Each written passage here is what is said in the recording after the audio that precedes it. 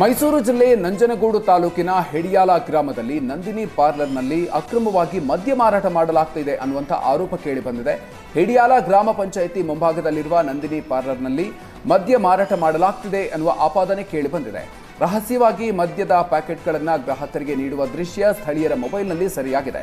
ಬೆಳಿಗ್ಗೆ 6 ಗಂಟೆಯಿಂದ 10 ಗಂಟೆಯವರೆಗೆ ಮತ್ತು ಸಂಜೆ 7ರಿಂದ ರಾತ್ರಿ 10 ಗಂಟೆಯವರೆಗೆ ಮದ್ಯ ಮಾರಾಟ ಆಗ್ತಿದೆ ಅಂತ ಸ್ಥಳೀಯರು ಆರೋಪ ಮಾಡಿದ್ದಾರೆ. ಗ್ರಾಮ ಪಂಚಾಯಿತಿ ಮುಂಭಾಗವೇ ಅಕ್ರಮವಾಗಿ ನಡೀತಾ ಇದ್ರೂ ಅಧಿಕಾರಿಗಳು ಗಮನ ಹರಿಸ್ತಾ ಇಲ್ಲ ಅನ್ನುವಂಥ ಆರೋಪ ಕೂಡ ಕೇಳಿಬಂದಿದೆ.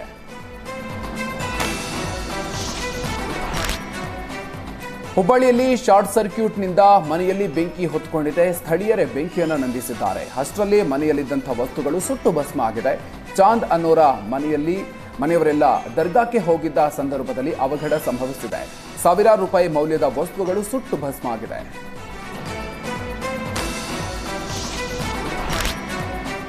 ವಿಕ್ಟೋರಿಯಾ ಆಸ್ಪತ್ರೆಯಲ್ಲಿ ಸುಟ್ಟ ಗಾಯಗಳ ವಿಭಾಗದಲ್ಲಿ ಕಟ್ಟಡದಲ್ಲಿ ಶಾರ್ಟ್ ಸರ್ಕ್ಯೂಟ್ನಿಂದ ಬೆಂಕಿ ಕಾಣಿಸಿಕೊಂಡಿದೆ. ತಕ್ಷಣವೇ ರೋಗಿಗಳನ್ನು ಹೆಚ್ ಬ್ಲಾಕ್ಗೆ ಶಿಫ್ಟ್ ಮಾಡಲಾಗಿದ್ದು ಯಾವುದೇ ಅನಾಹುತ ಆಗಿಲ್ಲ. ಆಸ್ಪತ್ರೆಯ ಬುಕ್ ಬೆಡ್ಗಳೆಲ್ಲವೂ ಕೂಡ ಸುಟ್ಟು ಹೋಗಿದೆ. ಇನ್ನು ಬೆಂಕಿ ಕಾಣಿಸಿಕೊಂಡ ಸ್ಥಳದಲ್ಲಿ ಫ್ರಿಡ್ಜ್ ಇರೋದ್ರಿಂದ ಶಾರ್ಟ್ ಸರ್ಕ್ಯೂಟ್ ಆಗಿ ಬೆಂಕಿ ಹೊತ್ತುಕೊಂಡಿದೆ.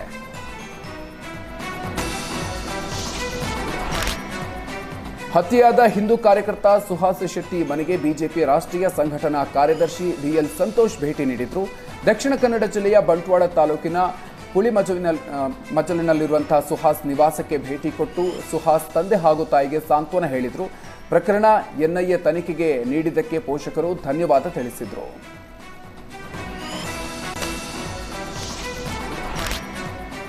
ನಿರಂತರ ಮಳೆ, ಭಾರೀ ಮಂಜು ಕವಿದಿರೋ ಕಾರಣದಿಂದಾಗಿ ಮೂಡಿಗೆರೆ ತಾಲೂಕಿನ ಸುಪ್ರಸಿದ್ಧ ಎತ್ತಿನ ಭುಜ ಪ್ರವಾಸಿ ತಾಣಕ್ಕೆ ಬ್ರೇಕ್ ಹಾಕಲಾಗಿದೆ. ಪ್ರವಾಸಿಗರ ಹಿತದೃಷ್ಟಿಯಿಂದ ಅರಣ್ಯ ಇಲಾಖೆ ಚಾರಣಕ್ಕೆ ಬ್ರೇಕ್ ಹಾಕಿದೆ. 7 ಕಿಲೋಮೀಟರ್ ಚಾರಣ ಹೋಗಿ ಎತ್ತಿನ ಭುಜದ ಸೌಂದರ್ಯವನ್ನ ಪ್ರವಾಸಿಗರು ಸವಿತಾ ಇದ್ರು.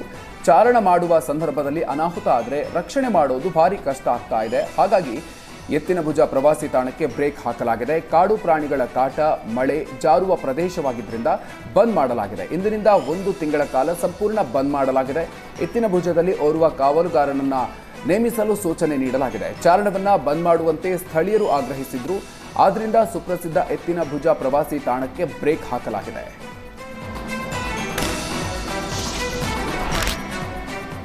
ಚಿತ್ರದುರ್ಗ ಆರೋಗ್ಯ ಇಲಾಖೆಯಲ್ಲಿ ನರ್ಸ್ ಹುದ್ದೆ ರಿನ್ಯೂವಲ್ ಮಾಡಲು 5,000 ಹಣ ಕೇಳಿದ ಆರೋಪ ಕೇಳಿಬಂದಿದೆ. ಚಿತ್ರದುರ್ಗ ಜಿಲ್ಲೆ ಹಿರಿಯೂರು ತಾಲೂಕಿನ ಜವನಗೊಂಡನಹಳ್ಳಿ ಆಸ್ಪತ್ರೆ ವೈದ್ಯ ಡಾಕ್ಟರ್ ಶ್ರೀಕೃಷ್ಣ ಆಡಿಯೋ ವೈರಲ್ ಆಗಿದೆ. ಸಚಿವ ಡಿ ಸುಧಾಕರ್ ಪ್ರತಿನಿಧಿಸುವ ಹಿರಿಯೂರಲ್ಲೇ ಲಂಚಾವತಾರ ನಡೆದಿದೆ. ನರ್ಸ್ಗೆ 5,000 ರೂಪಾಯಿ ಲಂಚಕ್ಕೆ ಡಿಮ್ಯಾಂಡ್ ಮಾಡಿದ ಡಾಕ್ಟರ್ ಶ್ರೀಕೃಷ್ಣ ವಿಳಂಬ ಮಾಡಿದರೆ 10,000 ಕೊಡಬೇಕಾಗುತ್ತೆ ಅಂತ ಧಮಕಿ ಹಾಕಿದ್ದಾನೆ. ಡಿಎಚ್ಒ ಬಳಿ ಹೋಗಿ ಕಾಲಿಗೆ ಬೀಳಿ ಅಂತ ದರ್ಪ ಮೆರೆದಿದ್ದಾನೆ. ಈ ಬಗ್ಗೆ ಡಿಎಚ್ಒ ಡಾಕ್ಟರ್ ರೇಣುಕಾ ಪ್ರಸಾದ್ರನ್ನ ಪ್ರತಿಕ್ರಿಯೆ ಕೇಳಿದ್ರೆ ಬೇಜವಾಬ್ದಾರಿಯ ಪ್ರದರ್ಶನ ಮಾಡಿದ್ದಾರೆ.